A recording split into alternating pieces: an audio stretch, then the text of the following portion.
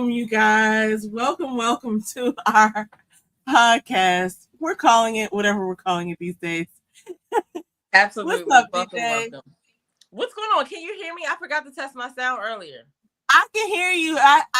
We forgot to do all the tech checks. Look, I can hear you. You sound just fine to me. I'll log on and see, but I'm pretty sure we're on. But guys, obviously you see the the title. We have to talk about some things tonight. But anyway, let's start with I guess where you can find us. I'm gonna put some stuff up on the screen here just in case, because I don't know. Let me close my load. All my apps are showing. People already know or not, but yes, I will. I'll start out, I guess, and say you can find me on Reality and Beyond TV. It's reality TV commentary, maybe some pop culture stuff. It's no full recaps or anything like that. Just honest, like down to earth, conversation. My unfiltered take on the shows that I watch, because I don't watch everything. So, but you can find me at Reality and Beyond TV on YouTube. And you can find me most places at Yes I'm a Unicorn 24/7. YouTube, what do you call it? Instagram, all the places, TikTok, all the above. But yeah, we you know what? It's been a while since we've done our podcast together, but we're back, and with good reason, because recently this NatureBoy documentary came out, and oh my god, y'all. It's a lot. It's a lot. It is a lot. It is a lot. And what's funny is we talked about how even when the NatureBoy documentary is out on Hulu, and I think it might be streaming somewhere else, maybe Apple TV or something. But I watched it on Hulu, and it's about following this group who was an internet influencer turned cult leader. We're gonna get into all of that, but what's interesting about it is that I remember it happening. It was like, actually it was right around the time we were getting married, me and James.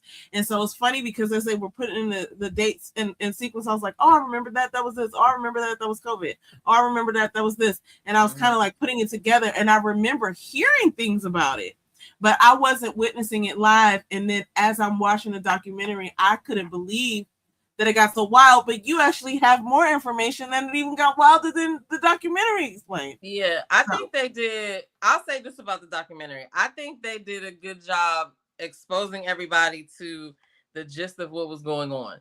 But there was so much more going on at the time. And at the time, I could not believe that it was being shown on the internet. Like, nobody else could see this? Like, people were speaking out. I was like, obviously like a watcher that was just in shock, but it was like a train wreck. Like, you couldn't look away. Like, you didn't really, like, I never wanted to go there, but I was just like, is this really happening right now? Because it just got so crazy. It just got so crazy. Got so crazy. And I want to ask you a question though. What did you think as a person who, like, yeah, you knew about it or whatever, but after you watched the documentary, what was your, like, in one or two sentences, what did you leave thinking? After you finished it, what were you thinking? Oh my God. I couldn't believe that. So, okay. I have to give a couple of disclaimers. I don't want to be disrespectful to anybody who considers himself like a victim of this, and to people who I think are attracted to these types of things. Like, I like to think I'll never be involved in a cult, but you just never know. But I was blown away at how this happened. I was just like, how did this escalate? How did we get here? And it started out as like this internet, like, live sort of movement. I'll call it a movement, because it was, even though it wasn't like mainstream, we all have the same feed. So I think they were on maybe Facebook Live sometimes, and they were live, and it was a bunch of them that were going live. Instagram, I think they ended up going on Bigo, but who knows? They could have been on Snapchat and other places too. I found them on YouTube, but because people were putting, like, I think people still do this too. They were putting, they would record like people's lives from Instagram and then upload them to YouTube and be like, this is what they were talking about. And then, it just went from there. But I mean, because they would all go live as well. Like, they would go live together. Yeah. Would make them all like go live and like teach the knowledge, and they were walking around. It was a lot. Look, here's what I'll say. Just to answer that one question is that I think I walked away thinking like, how did this happen? And certainly it could happen again, but also like, how could it be stopped? Like you know, the people who were involved, we'll get to in a second, that were like content creators that were talking about it. Some of them were trying to like, I won't say save people, but I do think that was their intention. But a lot of people were talking about, I can't believe this is happening, and they were doing it real time with some intent of calling it out so that people could get released. But it's like, look, you know, grown people are free to do whatever they want, and it was absolutely a cult. So I was just dumbfounded, like, how could this happen? And I mean, when somebody's in a cult, they don't know. They don't necessarily know.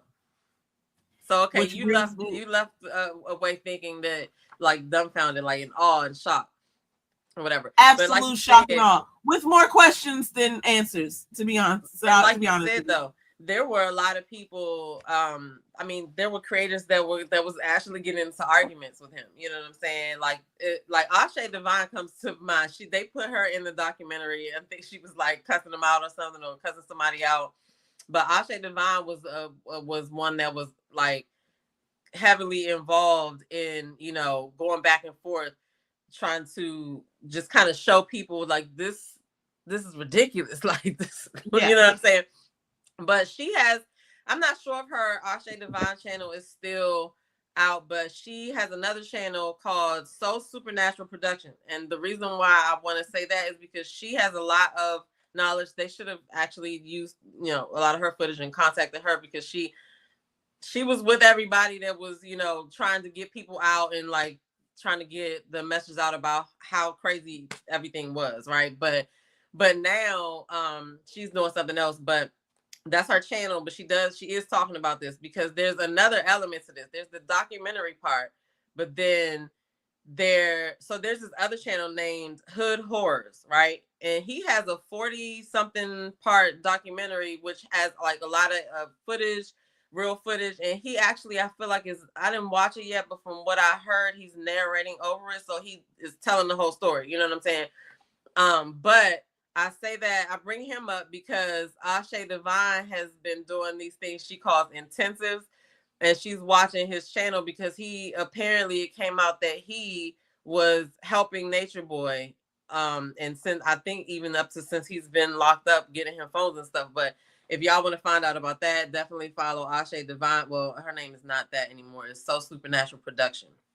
But if you put in Supernatural Productions, So Supernatural Production, if you put in So Supernatural Production and put in like put in Hood Horrors with that, and because she's talking about that like present day, so it's probably gonna come up. But I will send it to you if you can't find it. But another person was that has a lot of the knowledge about it as far as footage and like interviews and stuff like that is a guy named King World. And so his name, I'll send you his link too, but it's King World. World is WURLD 2018. So it's all together, King World 2018. He was playing some back in the day videos today, like stuff that I forgot about, because Velvet is the one that is in the documentary. Her name was Eliana, but her real name is Velvet, right? But her father actually came down there and tried to get her out. Like he was there with them. He was on the videos a lot, trying to, you know, but he has passed away, RIP to him. But you know, it was a lot. But those are some of the people, if you want to get more information about what's going on present day, and if you want to kind of see how this happened, because he actually started way back when, like, because they went so many places. So oh my God. Okay, so we getting ready to just jump into it. Let me share this little thing while we're talking about this, because I want people to be able to follow along with us. We're just gonna jump right in, guys. I'm not committing to doing anything like in order. We have some notes, but we're just gonna get started and we're gonna talk about this whole thing. I want to go like, can I just shout out your graphic? Okay. Of course. Part of me wants to go like section by section in sequential order of how the episodes went. And I have that like in front of me, but I just don't think we're gonna be able to stick to that because there's just so many things that I have questions about, just in general, about like how this even came to be and how it continued for so long. Because if you think about the span of it, okay, look, let's start from the beginning. So we're talking about this guy, Nature Boy, who his real name is I want to say his name right, but I'm not going to. I guess it looks like Eligio, but it might be Eligio Bishop. And oh my God, there's something else I want to say too. Anyway, he was an internet influencer who ended up becoming a cult leader. I don't even really think that was his overall intention, but anyway, we'll get into that. But I mean, I think later on down the line it was, but we're going to talk about like who he was, how he built his audience, the early days, and why people were initially drawn to him. That's what I really want to talk about first, because even when they went to the end and he was like being prosecuted, there were people who were still, and there's still people to this day who are like, in support of him after all of these things that he did. It was wild. But anyway, because there were people at the courthouse that, that he had some people who testified, who tried to help testify for him. You know what I'm saying? But I don't feel like like I said, when somebody is in something, it's nothing you can say to make them like believe you, because he had them all thinking that he just had them all thinking that like we're here in Babylon, and they were leaving this, so they were searching for something, you know what I'm saying? But yeah, I don't know. Now look, okay, because we getting ready to get into that right after this. Okay, that is the very next slide. I want to say this though, because when they talk about like, okay, who was he? There was a point where they broke down, and this was like later in the documentary, like where he was from and all that stuff. And then it dawned on me, because that guy Aaron, who was from the military, had said something like, I don't even know if any of this is true. This is what he said. And then it dawned on me that like, yeah, we just been listening to this guy, so you don't even really know what's real or not. At one point he said that somebody said, I don't know if it was one of the people who were doing the research or if he said it, but he was the child of an addict, a user, so he was like a crack baby, if you will. Somebody said that in the thing. I'm not saying it myself. And his father, it seemed like his father might have been a trick, but they didn't necessarily say that. His father was much older than his mother. Yeah, and his father ended up passing away when he was very young. And then, if not before he was born, I can't remember. I'm not going to, don't quote me there. And he grew up, he was born in New York. I remember that. But then he grew up somewhere. He ended up being in Atlanta. Now, when they showed the pictures of him in Atlanta, he looked very much fluid in nature of sexuality. And the pictures that he showed, I was like, oh, I know exactly what you would get down with, right? But like, so anyway, he lived his whole life, and then he ended up going away overseas. I'll say, I won't say overseas. It was out of the country, because it wasn't overseas. It was somewhere like Mexico. How I remember when I caught it, Costa Rica. I remember him packing. Like he was actually, I seen a video of him packing his stuff from in America, and he was leaving or whatever. Anyway, I'm sorry I interrupted what you were saying. That's great, because look, let's just start there, because he obviously was saying things online that resonated with people.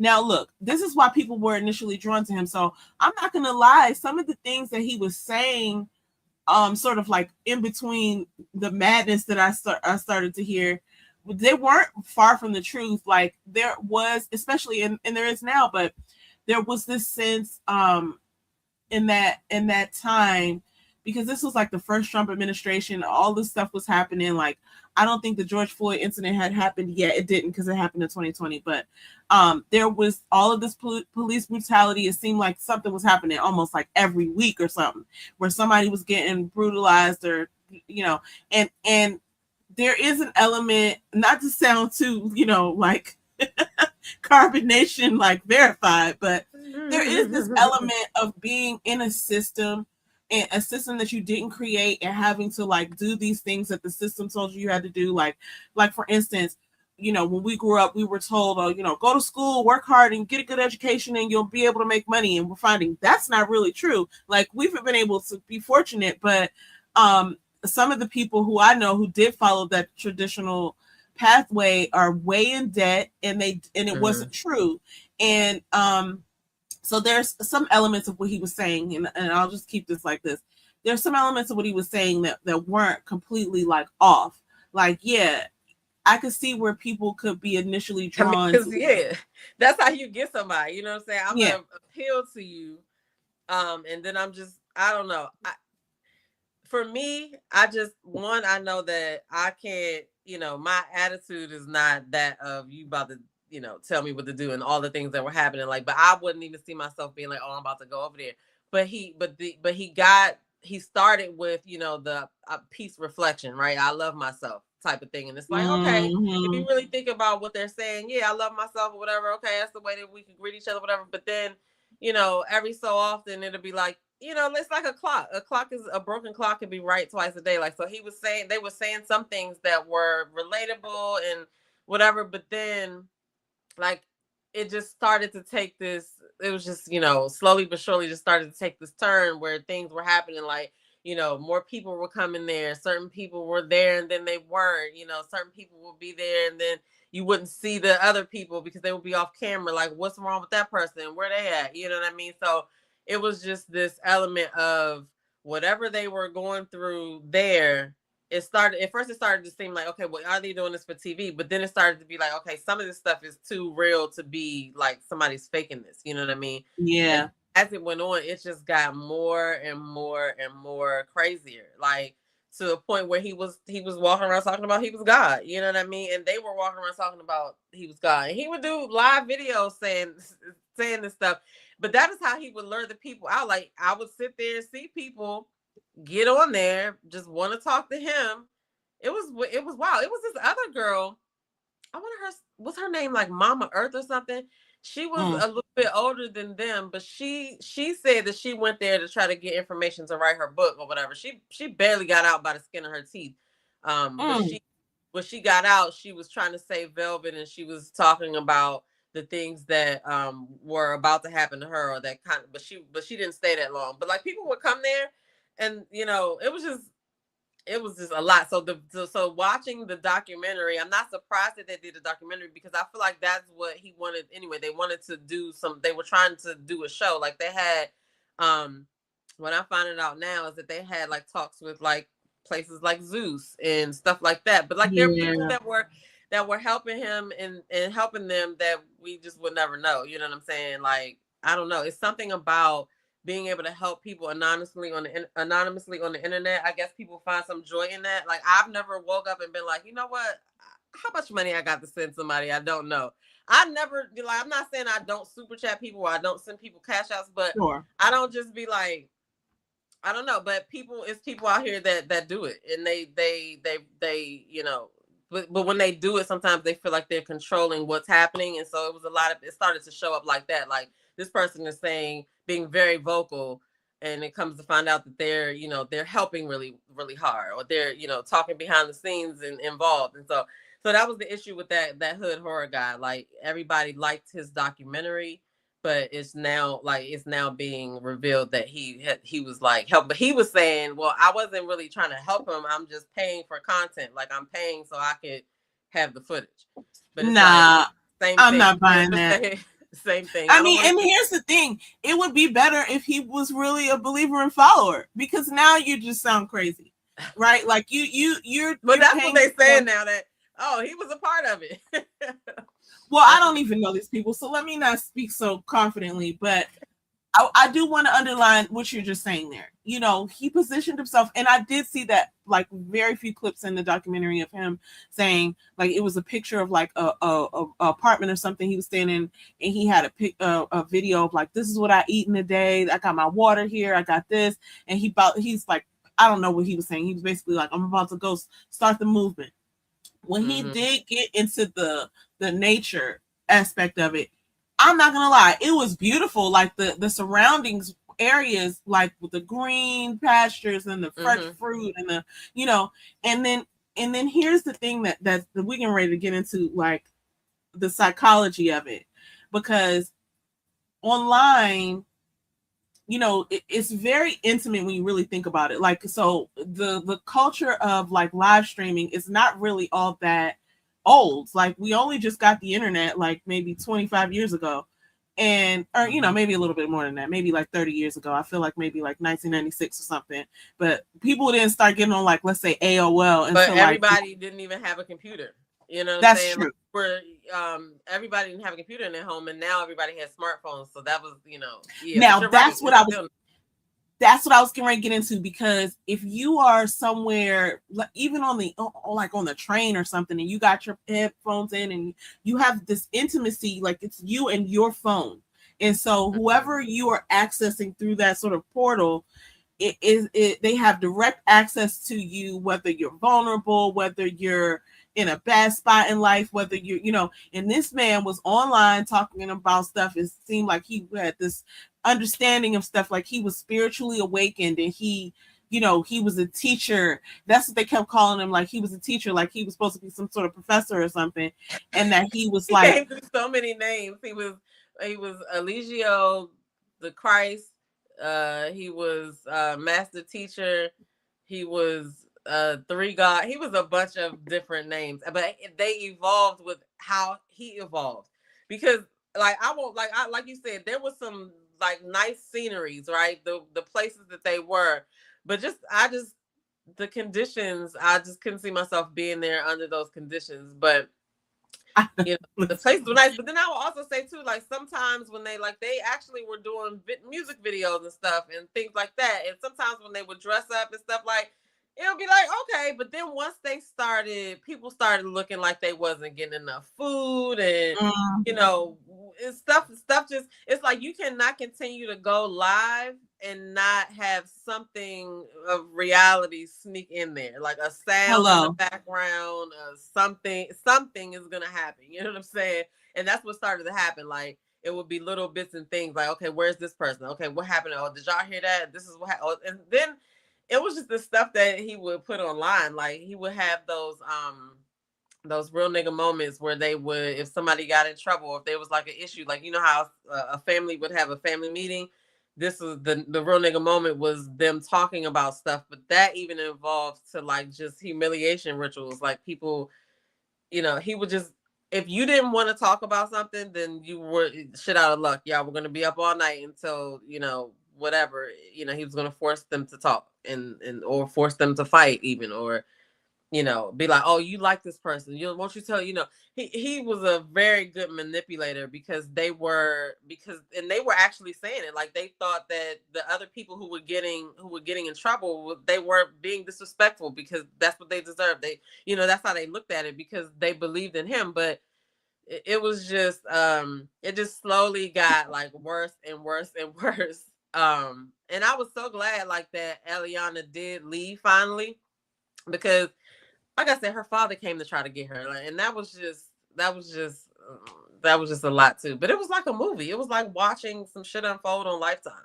It was crazy. Here's another thing, even down to the trial. Like I was like, wow, they finally got this man in court, and in court he's acting like he just on TV. So I feel like now he probably has like completely lost his mind. Look, okay, let's get into this. I do want to share something with our family here, with our viewers. Look, peace reflection. All right, I gotta stop, because that's what he used to say to people, and he definitely used to say to people, right? Good morning, family, peace reflection. Like, and I'm not laughing at it, but it's just to think about like, to be him right now, and to think about all of the stuff that you were doing. Like he had a chance to fucking stop that shit, but he just could not stop.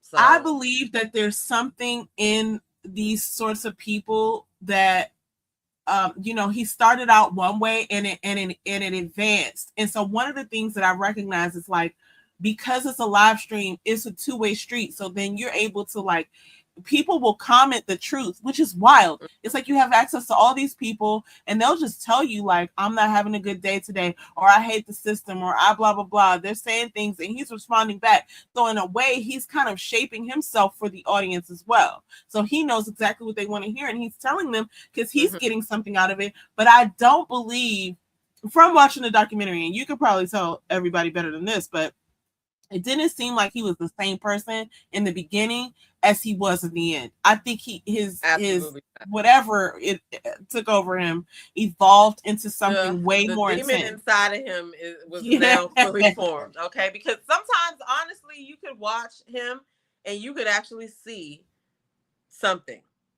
To me, yeah. And depending on what was going on or what kind of energy it was, or whatever, you could literally see that this is not of a good thing. You could just see it in his face. You know what I'm saying? Like you can see some spiritual something happening in him. Listen, I saw it in the documentary. If you got those eyebrows, those kind of eyebrows, those eyebrows, yeah, there was some real weird eyebrows. Are evil eyebrows. Okay, look. I saw it too. I saw in his eyes sometimes in the documentary they were showing parts of his live streams, and there were times where he was like, "I'm about to go crazy," you know, whatever. Or he'll say something like, "Yo, whatever," and it's like, okay, you're having an out of body moment right now. We're watching it, and it's entertaining to the people who are watching it live. But of course, like if I was watching it live, I wouldn't turn away. You know what I'm saying? It's like you were like, "What the hell?" But just imagine though. We're watching, and okay, so if one of them have a moment where they're crashing out, it's controlled because he's in control, right? Like it's either going to be interrupted by whatever he wants you to do, tell you to stop or whatever. But if he's having a crash out moment, they had no choice to sit there and just go through however bad this crash out moment was about to be, and just wait until whenever it was over, because just this, oh God, I just can't even, I'm overwhelmed in my mind thinking about all of the things that were wrong that we saw, but then all of the things that, you know, that we saw happen. It's just like, it's just, I don't know. It's just an interesting of what he got convicted for versus all that we think that he did. Went down. Yeah. Now, here's what I find interesting, and this is the dynamic that I'm just kind of fascinated by. In a I won't say typical, but like in past cult like situations, like we would hear about it all after basically it happened. Like there will be some news or whatever that could break during a thing, but like we got to see the inside of it while it was happening. And so really the internet audience was not a participant, but like it was a factor in his, I believe it was a factor in his behavior. No, it really was. Right. So it was like another component here. It wasn't just because him that sort of like captures people up. That hypes people up. When that camera turns on, like you can tell with him, like in moments where when Velvet left him or whatever. Oh, he was pissed. You know what I'm saying? He was pissed. Yeah. And it was all when something else or when other things would happen, or like when the police showed up, because the police came to the houses a couple of times. You know what I'm saying? Yeah. Or like when somebody new was coming in, they had to go pick people up from it was just all these things that were happening. And then, you know, like, oh, who's this? And he would introduce the person, and then, I mean, he would just, when that whole fight between Malia and Eliana happened, that was crazy because, like I said, he's the one in charge and nobody's over him. You know what I'm saying? He just let them fight so savagely, and she bit that lady's breast. It was crazy. She was bleeding so hard. I was like, why would you subject yourself to this? You know what I'm saying? Y'all had to fight y'all way out. And then fight him too, because he was losing his cool with them too. So, but it's just one of the questions I had was like, Oh, go ahead. No, I'm sorry. One of the questions that would always be on my mind is like, obviously the men that are there, he's more alpha than they are, because the men that I know, one couldn't see them going to do that. But then if they were in a group of men, I couldn't see them letting the stuff that he did to them. Oh.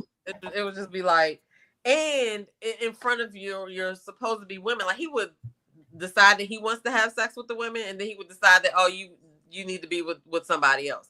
Or that's like crazy to me. I mean, that's actually how him and Velvet got together, which is crazy because she went there for Omek, And poor Omek, she ended up going with Eligio, but he really was like on the strength of I get to pick whoever I want to pick, or but at one point he was trying to sleep with all of them. So now see, and it didn't start like that, because I do believe that he was inviting people out to like experience this utopia of like living on the earth. And again, I'm going back to this, even though I would have never done that. And I say I would have never done that. I just don't want people to look.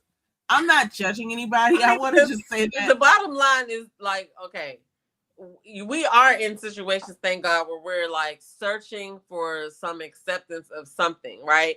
Because you mentioned the comments, like he could probably get online and see based on who's commenting, okay, this is what I'm about to talk about tonight, or and he's probably ignoring everything else. Sometimes he would get trolled, but I mean, like, we're not susceptible to that, but there are levels though, because that is like just a deep level cult, right? But then there are levels of beliefs that people have where you can't change their mind about organizations that they're a part of, or whatever it is, right?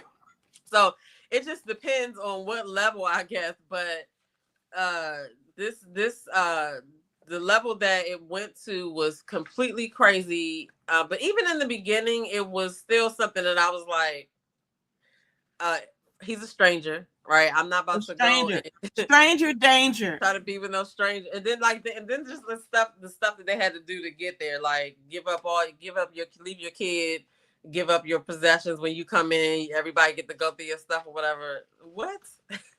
Now that's what's weird to me, but we're just gonna press that button, because I did think there were certain things that he was saying that were like close to what would sound like the truth based on like the things in the Bible, right? Like I think Jesus told people to get up and come with him, his disciples, but he was not doing Jesus-like things. Nature Boy was not doing Jesus-like things. So at some point, if you have something that is similar to one thing, and Aaron, the guy who was the military guy, was saying like he was looking for one thing, he came there, he was looking for one thing, and then it ended up being that.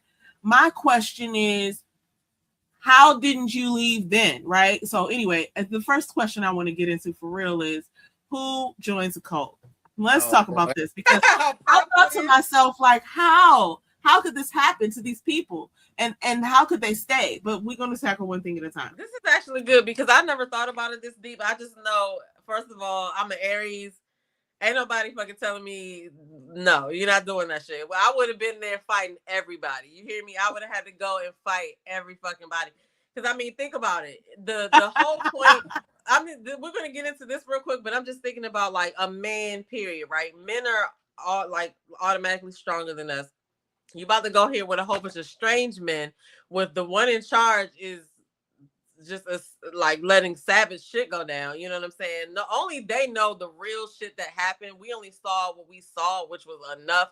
But if we saw what we saw, then I can imagine there had to be a lot more, just that much worse. Yeah, because But anyway, like I said, it just I never really thought about it like that. I just thought in the sense of it couldn't be me, but I do know that when people are searching for something, it could happen. And then thinking about Aaron, right, the guy that was in the military, and I mean even any other guy that's probably there, it's like your ego has to probably play a part in it. And once you get there, it's like, okay, now are you gonna, like, I think that he held over their head, if you leave type of thing, you weak. And they were already like in the situation where they were online, people know they were there, like the humiliation part of it. So I bet a lot goes into it. So I'm excited to see these slides to kind of learn something, because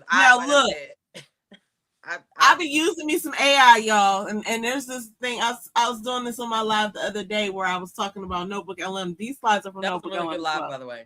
Oh, thank you so much. I'm just punching fear in the face and pressing record, just like Think Media says. But so leaving the documentary, I think I told you this before we started our live. I left, or no, maybe I said it. Well, I don't know. Anyway, it left me with many more questions than than I had answers to. And even though it gave a lot of information, I was really kind of curious, like who gets themselves wrapped up in a cult situation. But I do know that things happen, you know. So okay, so then it got me to thinking, like, only, you know, okay, didn't judge people, but I was like, only people who were of a certain level of education could possibly be brought into these types of environments. But that's a myth. As I started to do my research on Notebook LM, you know, the myth is only crazy, weak, or stupid people join cults. Now, I didn't say those words. That's what the myth hey, is. I pulled that out. Okay. But the reality is people don't join cults. They join groups they think will solve a problem for the world and themselves. And I did see that here. As we talked about, it does. And those people went down there thinking like, oh, I'm about to go live off the grid. I'm going to get rid of all of these problems that I had. There was one young man from LA. Oh, I don't know if he's from LA. He was from somewhere in California. Maybe it was like San Diego or something. But he was talking about, he was in one of the later sort of episodes. He wasn't in the very first episode because he came later in the, but he basically was like, he was the one that was talking about the swallowing and the, like the things that the men would talk about. So, but what I realized. So really quick, let me just interject really quick.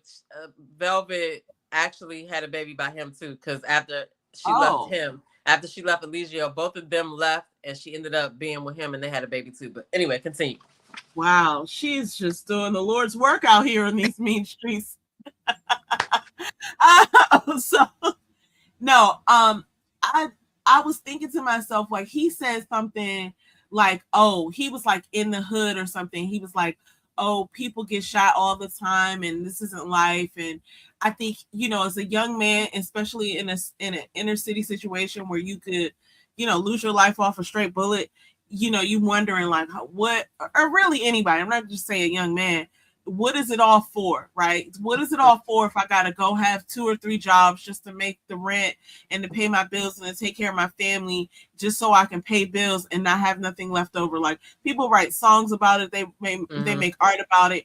It is a problem in some ways, so I can understand why someone like in a life transition, and these are the prime targets, normal smart people, especially young adults in a transition, or those with identity uncertainty seeking meaning. I could totally see all of these people coming together thinking like, yeah, this contrived, systematic way of life that was presented to me is not natural. And here's somebody, Nature Boy. He's going to come and save us, and we're going to go and we're going to build a new life together. So I totally think that, yeah, they were looking for some sort of belonging. Now, those people obviously did not get the disclaimer about stranger danger that we got when we were coming up. But I had to remind myself that like nobody does this on their own. Like nobody does this with the intention of like, I'm gonna go get held captive by some. No, because you know, also, yeah, like you said, they want to do something, solve a problem or something. Because Velvet actually was talking about before she left, she had some agriculture interests, right? She was learning about growing food and stuff like that. So they did, and then they did all have talents too. Like they had people who was working with computers and stuff like that. So it has to be, you're right, it has to be something other than, oh, you're not that smart, or you're not, you know what I'm saying? Like what these people, like he was in the military, like Aaron was in the military, like I was, like, you know what I'm saying? So it's just like, dang, it does make you wonder what you know, what else, what other elements. So I'm glad you did this. This is really and now let's jump to the other side, because I thought, like I said, and I think we both agree on this, he started out as a different person than he ended up revealing himself to be.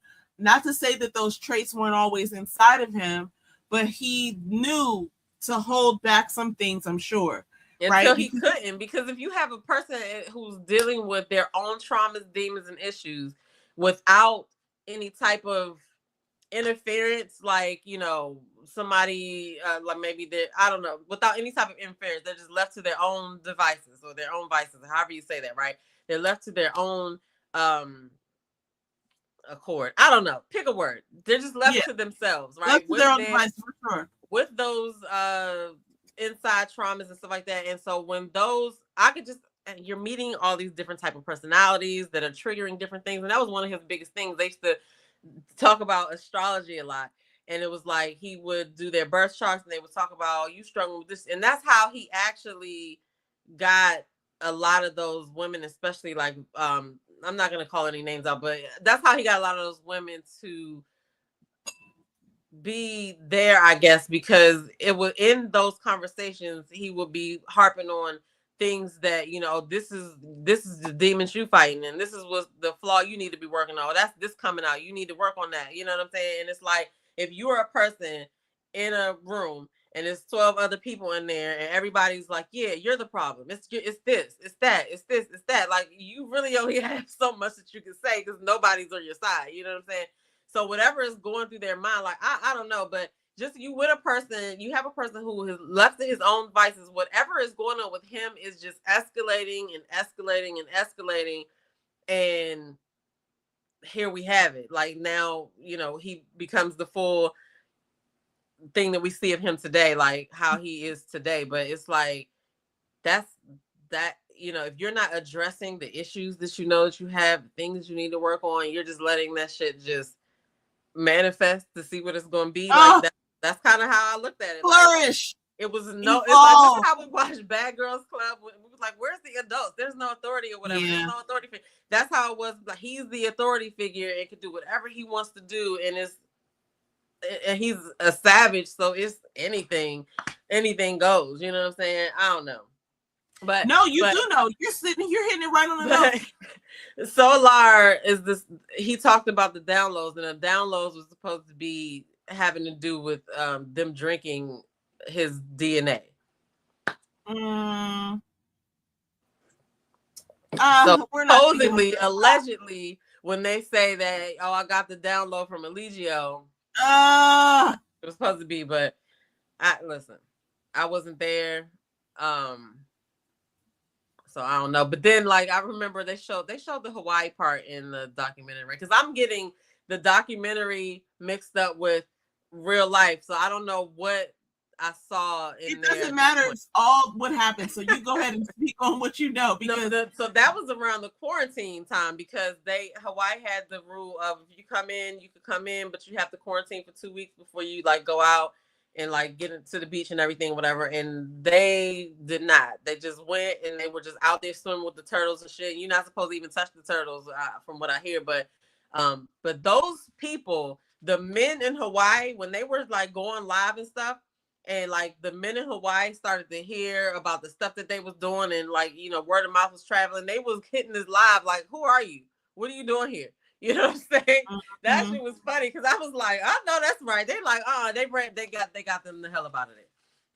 But they wasn't having it. I'm not mad, and that's why they kept moving everywhere, as the documentary said. Because, like, and then just going back to, you know, like, sort of the sequence of things, we started to see that some of his traits were coming out. I'm gonna go into some of those traits in a second, but the underscore of this is that's so fascinating to me is that, as you were saying that, he, you know, is having all of these things happen, and those women were, like, susceptible to, like, oh, he knows about astrology, and the men too. He knows about this, oh, he sold this and that.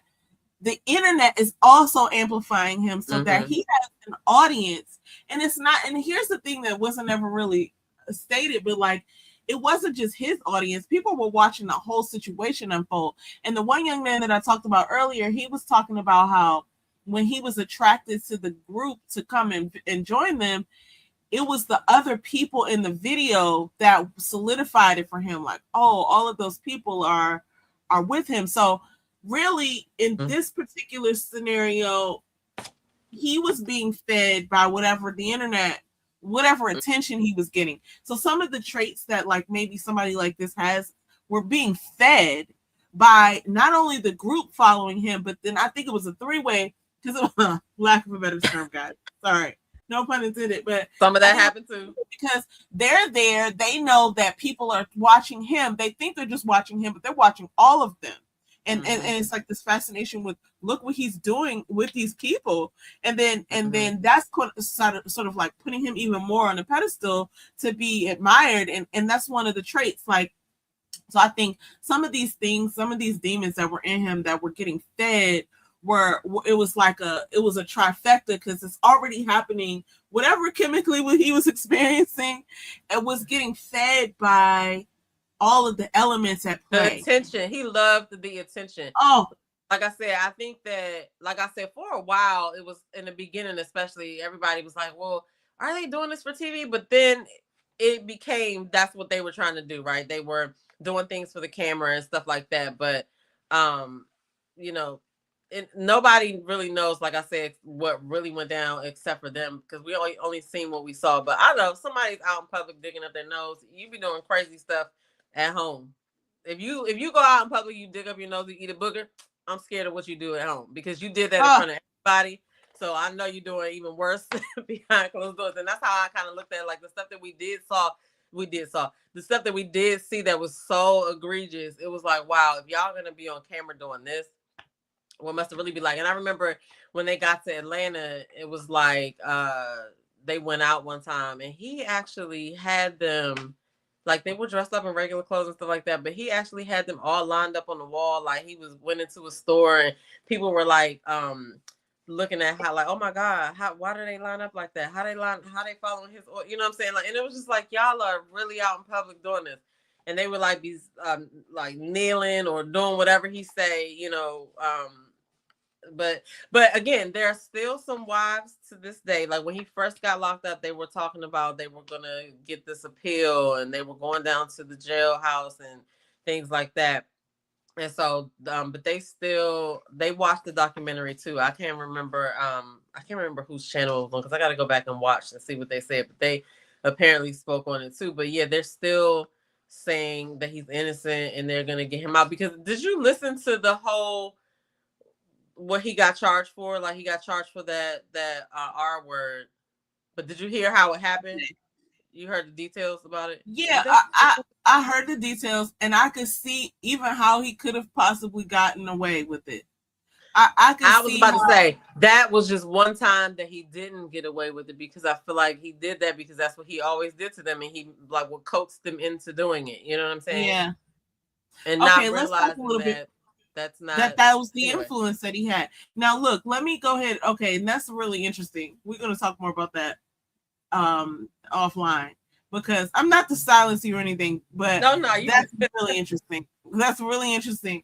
And I really want to talk. Like, I see how that thing could happen. I'm gonna just skip past a few slides here, because when you bring up this idea that, like, they're outside of these places in a major city, because it's one thing when you're in Costa Rica or you're in Belize or you're in Mexico and you're out in the wilderness and nobody can see you or save you. But it's another thing when you on Old National Highway or, you know, down in Buckhead, Atlanta, right outside the Phipps Mall or the you know, whatever mall that was, and you're standing at attention for some guy. And that's the part that I wasn't able to understand. And this is why we're having this conversation, because, all right, I understood this too, because both men and women in the documentary said it, especially Velvet, the honeymoon phase and the love bombing, and, oh, this person is like almost magnetic. She didn't say that, actually. She said she went down there to be with old Meg, and then they got into an argument, and then Nature Boy's there. She was like, oh, okay, I guess I'll be with you. But there was this love bombing. Anyway, I'm sorry. I was gonna. No, go ahead. Go ahead. He didn't want to at first, but he kept pressing her and then he just started his whole. Like I said, he has this way of, he's very manipulative, and he basically, you know, I guess went to her and him, was like, oh, y'all don't need to be together, and kept on working on her, and then finally, you know, he was all she could see. So, all right, let's talk. Okay, I had to go back a slide because we actually didn't go over this. These are some of the traits that people that I could see. These are some of the traits that cult leaders hold, but I could definitely see all four of these in him. The grandiose sense of self probably didn't come out until later, but maybe it did come out. And demands of admiration. The next one is he lacks empathy, hostile disregard for rules, uses intimidation and physical threats, financial exploitation, erratic, extreme mood swings. We could definitely see like various examples of that. Creating instability. And there was this idea that, like, somebody said something about the way that he would treat the food, like you couldn't eat before he ate. There were certain things like he would keep people up and sleep deprive them. There's standing these in things, the corner or putting them in closets. yeah, and it's developing a victim mindset for people, and I can see how you could do this. To be honest with you, I can see how this could take place way far away from home, where nobody can be, you ain't got nobody but where you are. You know what I'm saying? And if it was a situation where when you come in, you don't have your passport in your purse, I got it. You know what I'm saying? Yeah. You can't just roll out or whatever. You know what I'm saying? Like, and you coming into it voluntarily, everything's all hunky dory, everybody's here, but then until it's not. Until it's not. And then he uses this charm and emotional manipulation and sexual control. Now, that's another thing we're going to get into. But like another thing that was working in his favor is the power in numbers, because as we saw, he would like some of the things that when things got physical, it's like you got all of these people next to you in this cult. What you think they're going to do to you if you try to beat him up? They're going to defend him, right? Like, you're not just talking about one person. So you have brought something up, and I had the same thought, like, how are these men going to be controlled by this man? But it's like, it's not just that. It's the idea that, like, okay, I could steal on him, but then I got to fight all these other dudes. You know what? That, one of them actually said it. I think Solar actually said it, like, or Aaron said it, like, either you could be beat up by any one of these people. You know what I'm saying? Because they're trying to protect him and fight for him. But yeah, that's how it was when it was like, if he wanted Velvet to feel like she was wrong about something, or one of his wives to feel like they was wrong about something, that everybody else was going to be talking about how you wrong. Tell her why she wrong. Tell her why she wrong. What you think about this? What you think about that? You know what I'm saying? And then, I mean, like, listen, if somebody is constantly in your face doing that, like, you're bound to stop fighting back. You know what I'm saying? At some point, you're going to be like, damn, all right, all these people against me. Survival mode probably kicks in, but then at the same time, you're a little indoctrinated, because you're probably going to be wondering, why is everybody else not?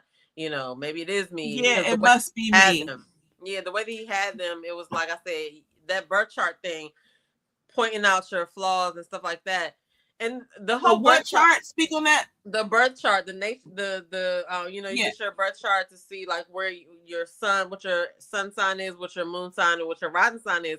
And the thing about that is, if you have somebody that says that they know about that, right? They know about how to read the birth chart and what this means and what that means, but you can't prove that shit that they know, right? But if it sounds like something that is, oh shit, I've been beating myself up about this, then you latch on to that. They must know what they're talking about. They must know what they're talking about. And that's not what they're talking about. But you're insecure about this thing, so you just kind of accept the fact that, yeah, you're right, that's probably me being like this or whatever. And after a bunch of that, I can see how like they just kind of got just roped in. But then it was also because, you know, they probably didn't have tight bonds with their family, and they probably didn't have a good high sense of self. Like, so it's things that, you know. And then I mean, just for the simple fact that you might have thought that she was going to do this, and now you're here with this. But then it's just like, why didn't you leave? But it's like, where were you going to go back to if you just gave away all your stuff? And you know, it's just. Now, I just want to say this, because you are logically. Shout out to Black women. Shout out to Black women, because we can piece some stuff together. Now, she has not even seen these slides, y'all. But I did my research and I turned them into slides. And I want to tell you that she just hit the nail on the head. But hold on, can we just give?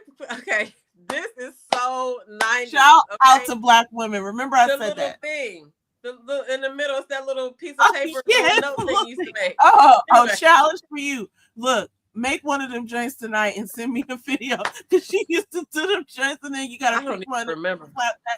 I don't remember how to do it either, but I used to do it all the time. And like I used to do it all the time, but I bet you I'm gonna look up a video tonight. Anyway, go ahead.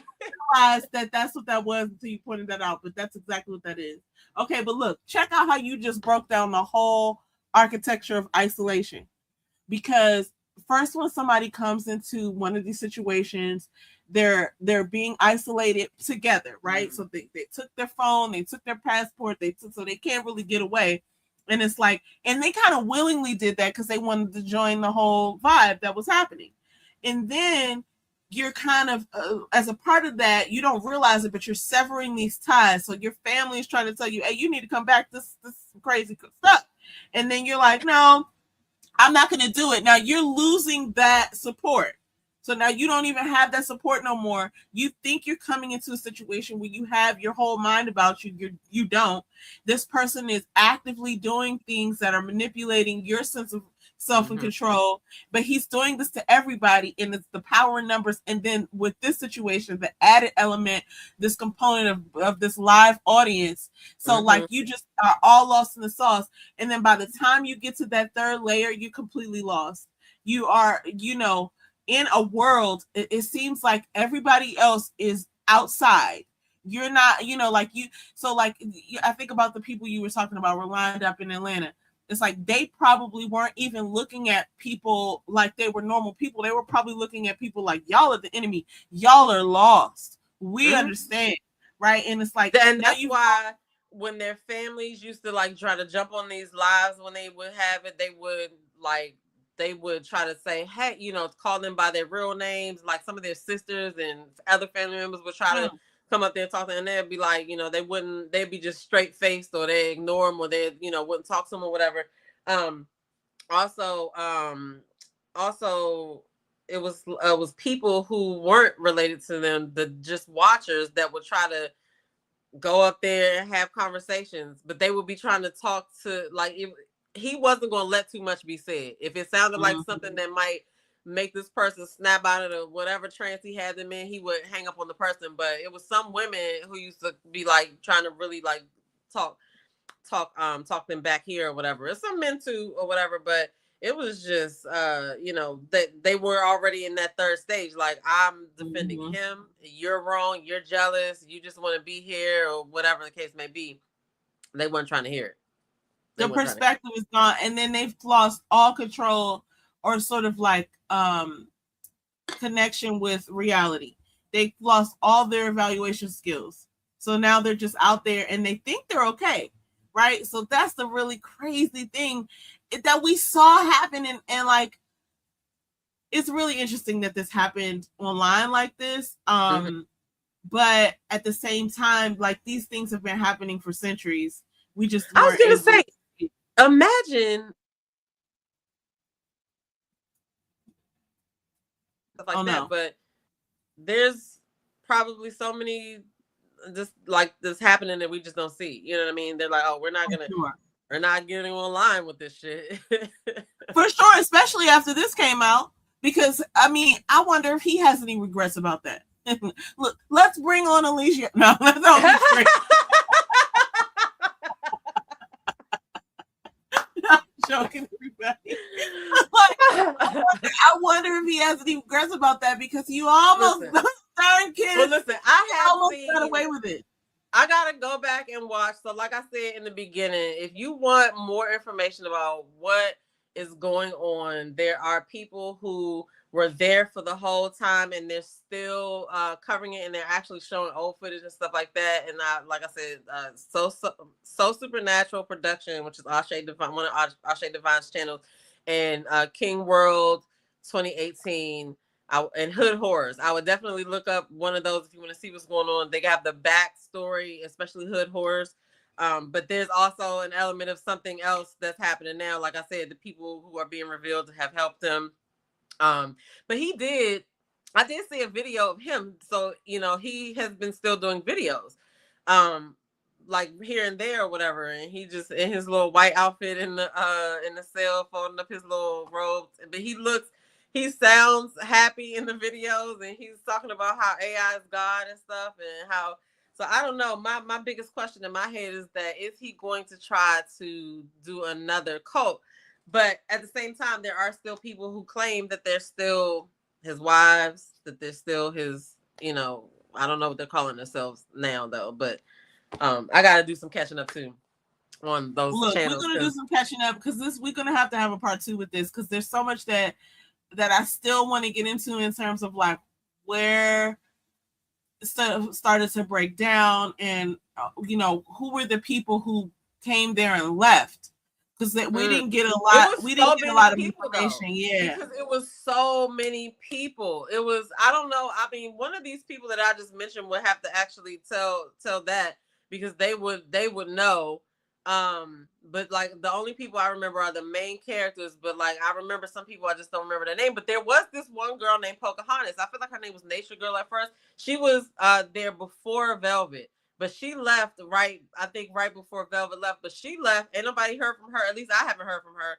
I hope that she's still all right, but she left. But a lot of people came and left. It was like, you saw the people they mentioned in the documentary or whatever, but the ones that are still there just stuck around. And I'm sure, as we know, there are still people who support him who were probably in the house with him. There are so many questions that I walked away with, like those two people, Aaron and his wife. He said in the documentary that we're married, so blah blah blah. And I felt like maybe they had a child. They didn't say that, but they did. And that was something new that I learned. I didn't realize that they actually got married. That the people so she got married. Yeah.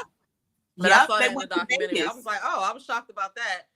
But I did know that they were still together because they got out. When they got out, they were, I saw the videos they were doing when they first got out, when he got locked up, or whatever. Because when he got locked up, that's something to also talk about, because that's something that's traumatic. Like, it's like I'm just equating it to this because I don't really know, but the way I'm just going off the way that they were acting about it, it's like your father or mom gets taken away. You know what I'm saying? Because when he got locked up, it was like, y'all free. Go, you know what I'm saying? Like, leave, but they still wasn't trying to leave, but they was slowly but surely leaving. So him and his wife left. I think her name was Sheba, but I can't remember what her real name is.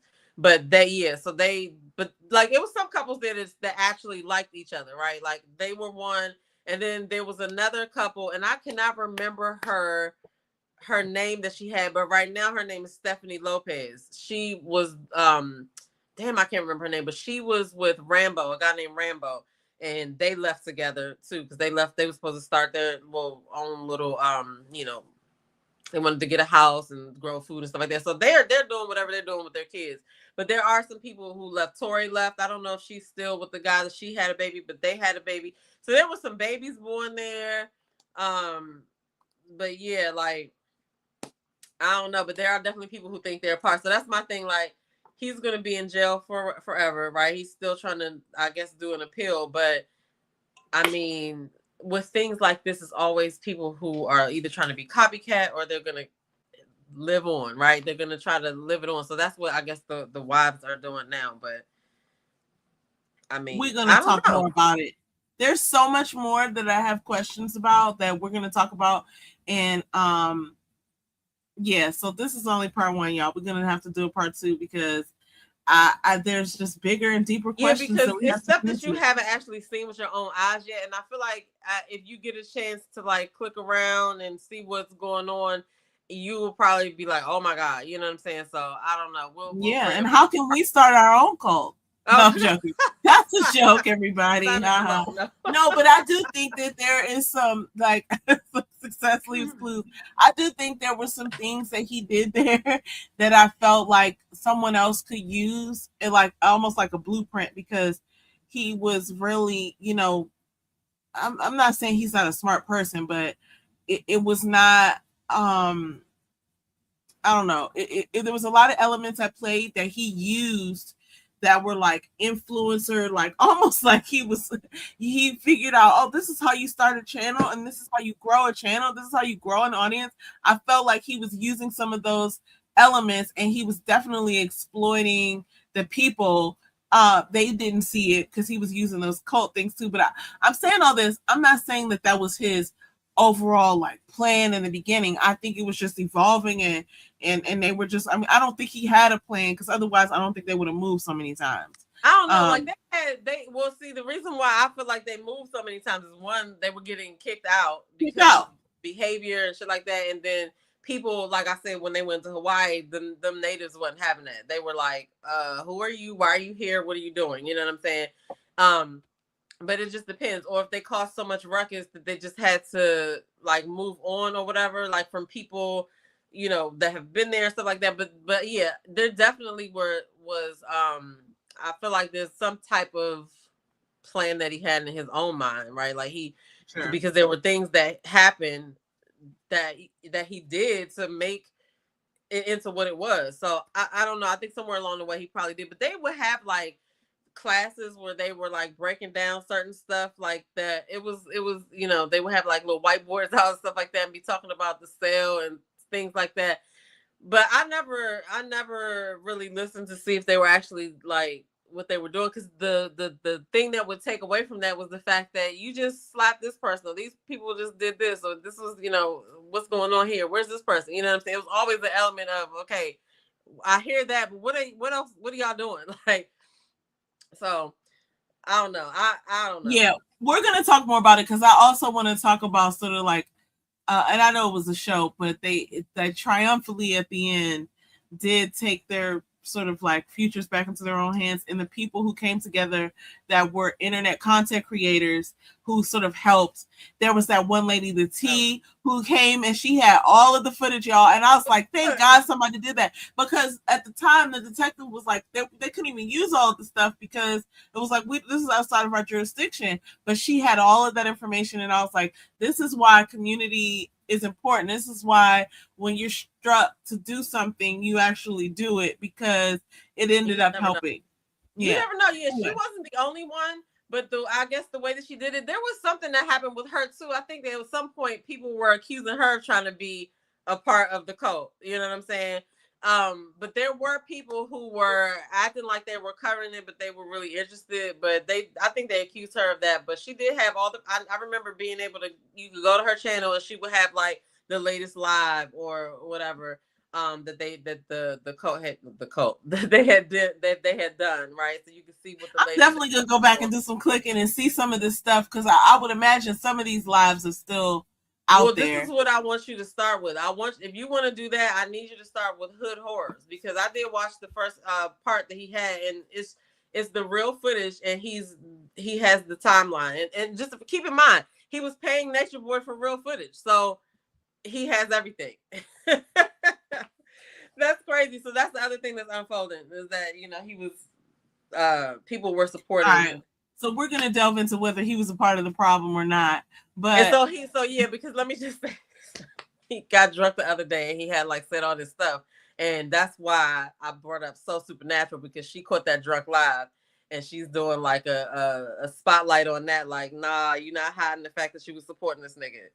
So definitely. Yeah, now that it's unpopular, because let me just tell you this, now we're in a different stage of it, because even when he got convicted, it wasn't necessarily sort of like national, like it was news, but it wasn't like pretty much the only people who could have been paying attention were like people who were just, you know, bound to that area's news in Atlanta. Who knew, and who knew about it. Like now that it's a documentary, it's more of a salacious story. If you didn't know about it and that trial happened, like, you'd be like, Nature Boy, who's that? You know what I'm saying? But if you knew about it and you saw that, like, okay, yeah. So people in Atlanta and people on the internet that knew of it, you know what I'm saying? And I would even imagine this, and now I'm making this up, so it's not like something that's happening, but it's like the people who before that who were not a part of the documentary, who were in those scenarios, right? Like in the house, in Belize, in Mexico, wherever they were,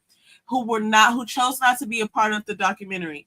Some of them must have seen the documentary and thought to themselves, some of the later slides that I have here, oh no, I was in a cult, right? It's like that. The reality, there's some slides that we didn't get to about when it starts getting real and why people, you know, don't depart from their reality, like they want to stay in that belief.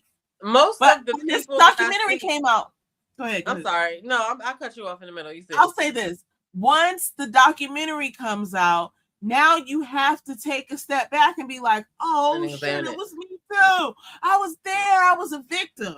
Right. And so maybe before those people didn't think that, but now that it's like a produced actual piece of like real media, like they have to, you know, like there has to be one or two people who are like, wow, hold up, they made a whole documentary. I was just there for the kicks. Like, was I a victim? Like, there's a whole element of like therapy that's involved after you realize that. So there's a whole element of therapy that's needed, but then, okay, so that's one aspect of it, right? But then you have to think of now that might happen, but the chances of it are probably not that high, because what is happening now is that now all of y'all are bonded in this situation. Y'all all went through this. Trauma It's like a bonded. fraternity, right? Like a sorority or a fraternity. We all were there together and we went through this. So while we might not admit that we were in a cult, we went through some shit. You know what I'm saying? But yeah, I mean, at this point, like he's, that what he's locked up for, they don't believe. Some of them don't believe that he did it. Like I said, the wives, they don't believe it. They are looking at it like, oh, well, she should have just conformed like us, I guess. You know what I'm saying? But so yeah. Anyway, look, we're gonna come back and pick this up. We can go on and on about this. I mean, there's a lot that we didn't cover, but next week or whenever we get back on, I think it's probably gonna be next week. But we got some stuff to really touch on in the time that that it takes to get there. I'm definitely gonna be looking at these folks that you've called out that are looking at their content and lives. I mean, you really at this point can jump in wherever you because it's like all over the place anyway at this point. Like some people are talking about this and some people are talking about that. So you're just gonna have to just watch a little bit of it. But I would recommend, like I said, the Hood Horrors thing because he has it chronologically set up and he was actually purchasing the footage from NatureBoy himself. So that's why I believe he wanted it to be a show, but it wasn't. I bet you he didn't see himself being behind bars over this, especially how for what he got locked up for, like the incident, that incident in particular, because there are probably so many more that he probably was like, damn, this is the one I got convicted on. And then he probably doesn't even think he did anything wrong. Nope. It's like, anyway, we're not gonna get into that. Because he was in that show like the guard was like, oh my God, they were like, turn him off. Wild. All right, we're gonna get into that next week. Listen, y'all, thanks for tuning in. We appreciate it. Make sure y'all like and subscribe and tune in next week. Absolutely. Peace.